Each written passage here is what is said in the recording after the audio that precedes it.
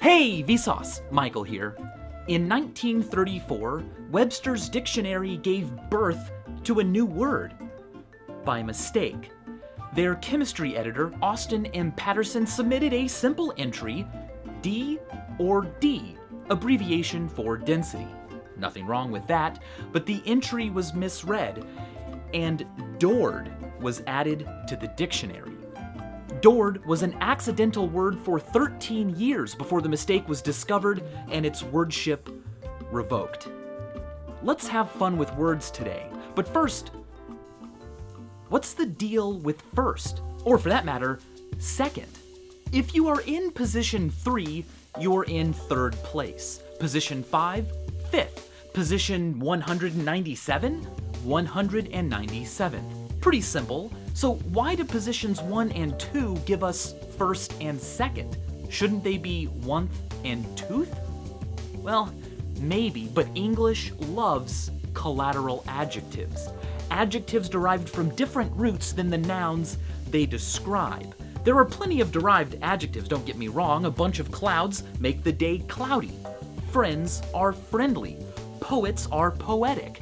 Things with a lot of smell to them are smelly. But the moon is not moonly. The moon is lunar. Collateral adjectives are everywhere. Mouth stuff is oral.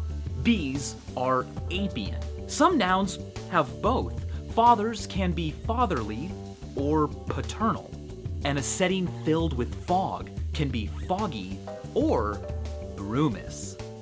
It's often said that no word rhymes with orange. Is that true? Well, rhyming can be controversial because it often depends on pronunciation, accent, and can be forced, especially if you use multiple words. You can force orange to rhyme with door hinge if you want, but what we want is a perfect rhyme. A perfect rhyme is what occurs between two words like tickle and pickle. They are perfect rhymes because the final stressed vowel sound and all the sounds afterwards are identical. Identical doesn't rhyme with pickle because even though they both end with ickle, identical has its stress in the wrong place. We could rhyme them if we pronounced it not identical, but instead identical. With that in mind, orange does have perfect rhymes. They just happen to be extremely obscure, like Blorange, a hill in Wales. Silver also has a perfect rhyme, Chilver, a female lamb. Think Fact delineated even more words we often say don't have rhymes but actually do.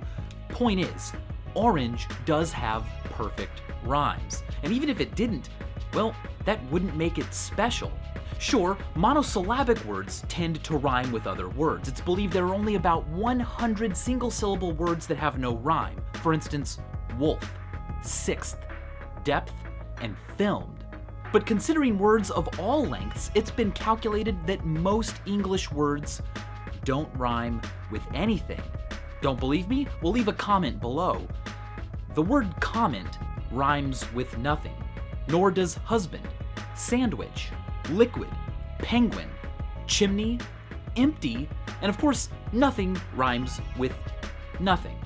Identical rhymes are even more perfect than perfect rhymes, but they become so identical at that point, it's a little obvious and not really appreciated. Identical rhymes occur when the consonant sound before the final stressed vowel between two words are also identical.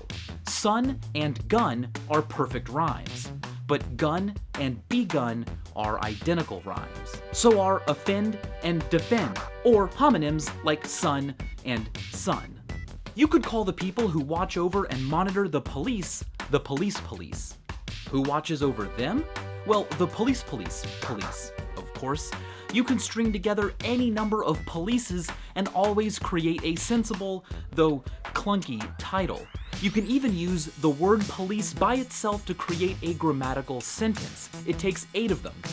Police, police. Police, police, police, police. Police, police. Here's what the sentence means. Police, police. Which police watch over? Police, police.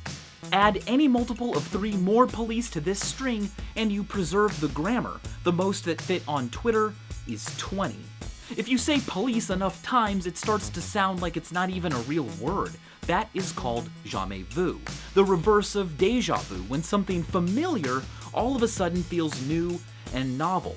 I've covered it before, but let's be clear. If you don't practice obediency to the police, you may wind up in jail. Escape, and you're an escapee.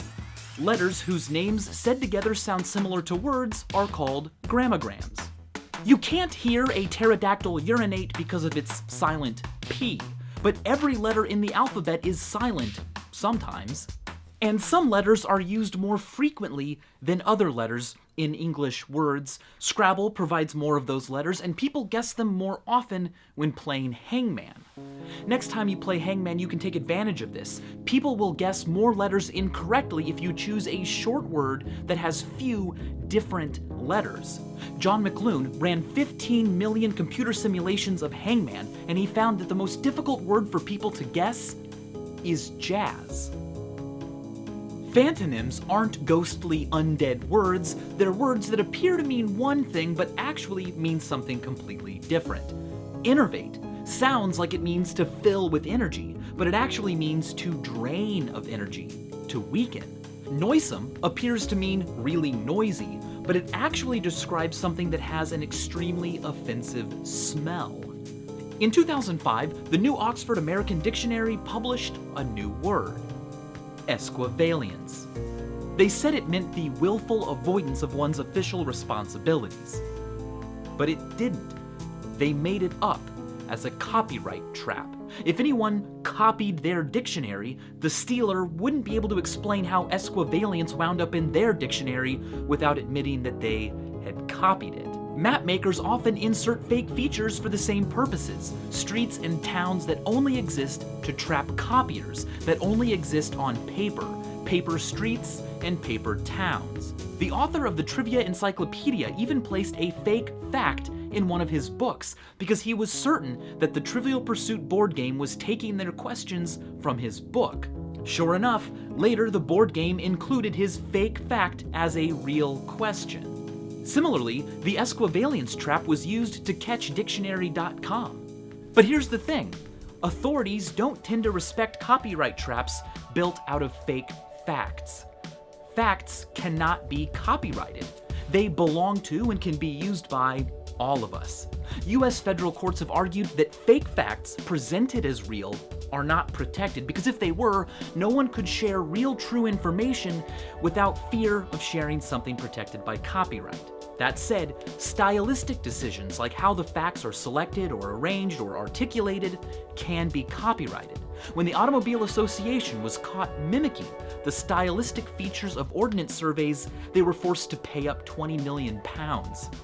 You cannot own a fact, and you cannot own a lie you made up if everyone believes it, but you can own how you tell them. Puns are great, and in The Pun Also Rises, John Pollock relates a fantastic story. Puns can be traced all the way back to the Epic of Gilgamesh, where people are warned of an upcoming giant flood. They are told that the skies will soon rain kibtu and cuckoo, words that mean corn, and the sound corn makes when falling on the ground.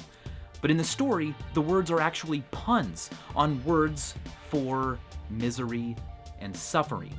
People who got the pun prepared and saved their own lives, but those who failed to recognize the pun perished in the flood, which means the very oldest pun on record was literally corny. Is that ironic? No.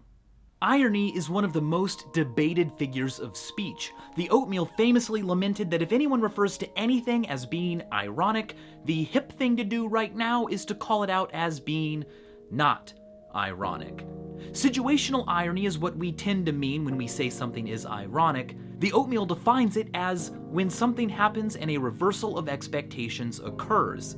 Dig.com's recent article on the subject uses an even stricter definition, saying situational irony is a direct result of an action intended to produce the opposite effect. Their example is really good. If the elevators at an elevator repair school are out of order, that's not really situational irony. Instead, what would be really ironic is if the elevators were out of order because the experts at the school had done something to them they believed would make them run forever and never be out of order. Alanis Morissette wrote a song called Ironic, whose lyrics contain situations, but famously no situational irony. People love pointing this out. A traffic jam when you're already late? Not situational irony, that's just a bummer or a sad coincidence. Patrick Castles cleverly rewrote the song's lyrics to contain situations that are actually situationally ironic. For example, a traffic jam when you're already late to receive an award from the Municipal Planning Board for reducing the city's automobile congestion 80%. Or a black fly in your Chardonnay, poured to celebrate the successful fumigation of your recently purchased vineyard in southern France. Now that's what I call situational irony. But regardless of what Alanis intended, a close reading of the song's lyrics reveals that irony is occurring, just not the situational kind it's hip to argue about. Instead, her song is all about dramatic irony, when someone is, often hilariously, unaware of the significance of an event while other people are. Take a look at the lyrics for Ironic. The situations she describes are never explicitly labeled ironic. At the most, they're simply stories and similes and metaphors for it, life. And, she adds later, life is also ironic, dramatically ironic. These things sound like cruddy scenarios, but they actually figure. They actually make sense. Ironic is not a list of examples of situational irony. Instead, it's a treatise on dramatic irony, the difference between what life knows we need and what we think we need. What's ironic isn't 10,000 spoons when all you need is a knife. It's the fact that, as Alanis believes, you have all of those spoons because unbeknownst to you, but known by life, what you really need right now is only spoons. Or the last thing you need right now is a knife. On the subject of overanalyzing pop songs, analysis of dog mitochondrial DNA has revealed that all dogs may be traceable to a localized event. The species is believed to have resulted from the domestication of wolves about 11,000 to 16,000 years ago in what is now southwestern China. So, Bahamin, to answer your question, it was the Mesolithic southwestern Chinese who let the dogs out. And as always, thanks for watching.